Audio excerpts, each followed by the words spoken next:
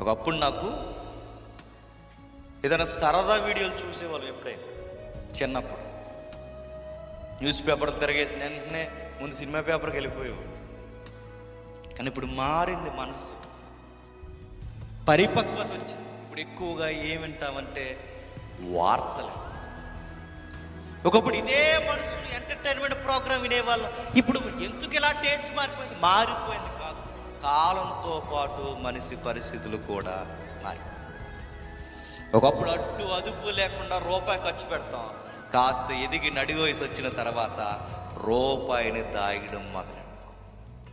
ఇవన్నీ ప్రసంగి ఏం చెప్పాలనుకుంటున్నాడు? నువ్వు ఏదో ఒక విషయం ఉండిపోయిందని దాన్నే పట్టుకుని ఏలాడకు, అది లేకపోతే లేదని మనోవ్యాకులం తెచ్చుకో, అది లేకపోతే ఇక లైఫ్ లేదని ఫీల్ అయిపో. స్కూల్ చదువుతున్న టైంలో ఇక మన